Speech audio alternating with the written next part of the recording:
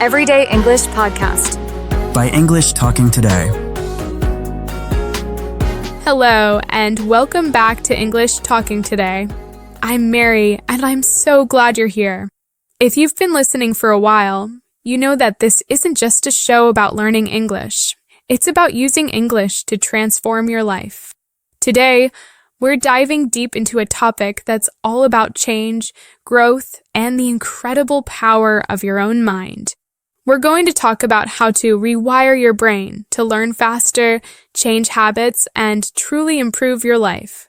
So, what does it mean to rewire your brain? Think of it like this. Your brain isn't a computer that's stuck with the same programming forever. It's more like a forest where new paths are always being created. This amazing ability is what scientists call neuroplasticity. It's the brain's superpower to reorganize itself, to form new connections, and to change throughout your entire life. This is great news, especially for us English learners. It means you aren't stuck with your current abilities. You can always get better. First, let's tackle a really common idea. Many people believe they are hardwired to be a certain way. Maybe you think, oh, I'm just not a morning person, or I'm bad at learning languages. But this isn't true. The brain is not a rigid machine. It's always changing. Think about it. When you first learned to ride a bike, it was hard, right? You had to think about every little thing, balancing, pedaling, steering. But after practicing, your brain built a new pathway, a sort of shortcut, and now you can ride a bike without even thinking about it. This is your brain in action. The problem is that by the time we're about 35 years old, most of our thoughts and behaviors, up to 95%, are unconscious habits. This means you're doing things without even thinking, almost as if you run on autopilot. But here's the good news. You have the power to consciously guide these changes. You can decide what new paths you want your brain to build. It all starts with the choice to do something different. Now, let's talk about something many people wait for, motivation. We often say, I'll start learning English when I feel more motivated, or I'll start exercising when I have the energy. But this is backward. Motivation follows action, not the other way around. Think of it like a train. The train doesn't start moving because it feels motivated. It moves because you flip the switch and it takes action. The feeling of motivation comes later, after you see the results of your effort. When you take a small action, like learning 5 new English words or listening to a short podcast episode, you signal to your brain that this activity is important. Your brain then starts to say, hey, this is important. Let's build a new path for this. It creates new neural connections to support that behavior. So, instead of waiting to feel ready, just start with a small action. Do something, anything. The motivation will catch up. This leads us to our next point, the power of small habits. You don't have to start by studying for 2 hours a day. That's a huge step and can feel overwhelming.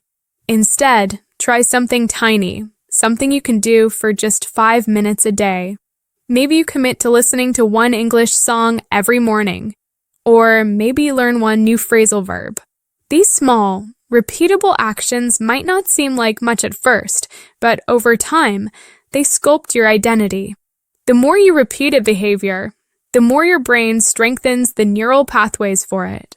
It's like walking the same path in a forest again and again until it becomes a clear, easy-to-follow trail.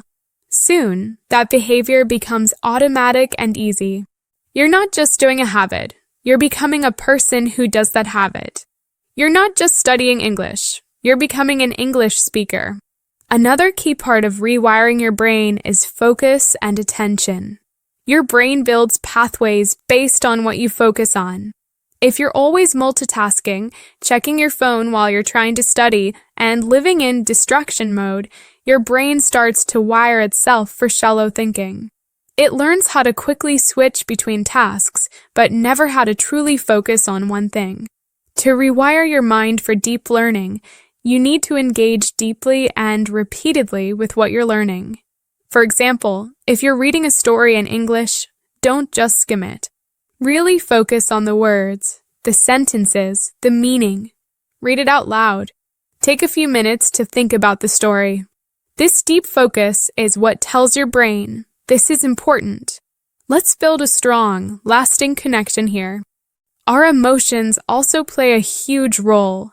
Have you ever felt like you're stuck in a bad mood, replaying the same angry or sad thoughts over and over?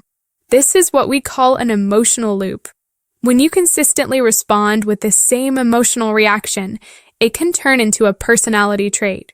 Your brain wires itself around this emotion, creating a shortcut to that feeling whenever you are triggered. For example, if someone says something rude to you and you always react with anger, your brain creates a strong connection between rude comment and anger. It becomes your automatic response. You are stewing in it.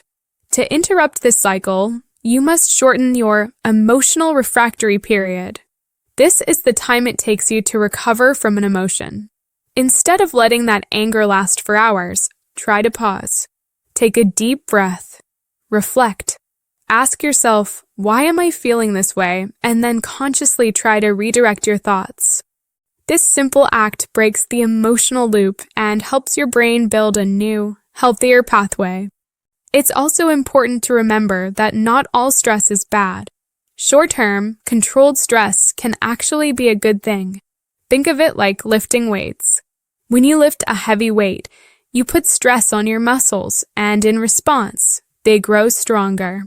It's the same with your brain. Pushing yourself to learn a difficult new grammar rule or practice a challenging conversation can help your brain build resilience. However, chronic stress that lasts for a long time without a break, is toxic. It can lead to burnout and actually hurt your brain's ability to learn. This is why strategic stress and recovery are so important. After a hard study session, you need time for silence and recovery. This is when your brain integrates what it has learned. Take a walk, listen to some music, or just sit quietly for a few minutes. This is a time for your brain to clean house and make sense of everything. And finally, we have to talk about the most important tool for brain transformation, sleep. Sleep isn't just for resting your body.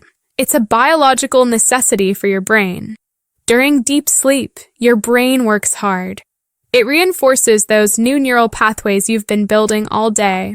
It's like a night crew that comes in to strengthen all the new roads you've started to build. It also clears out mental clutter and strengthens learning. If you want to remember new vocabulary or grammar rules, getting enough sleep is non-negotiable. Don't pull an all-nighter to study. It's much better to get a good night's sleep so your brain can properly absorb and remember what you've learned. Now, let's review some of the vocabulary and expressions we use today. We talked about how we can run on autopilot, which means to do something without thinking because it's a habit. For example, I drive to work on autopilot every morning because I've done it so many times. We also use the phrase flip the switch. This means to make a choice to start something, to turn on a new behavior. For example, I decided to flip the switch on my bad eating habits and start cooking at home. And finally, we had stewing in it, which means to feel a negative emotion like anger or sadness for a long time. For example, don't spend all day stewing in your anger. Try to do something to change your mood. So, remember, you are not stuck. Your brain is a powerful tool for change, and you have the power to guide it. Start with small actions, focus your attention, take care of your emotions, manage your stress, and get enough sleep. You can absolutely rewire your brain to become a better English speaker and a better version of yourself. Thank you for listening to English Talking Today. I'm Mary, and I'll see you next time.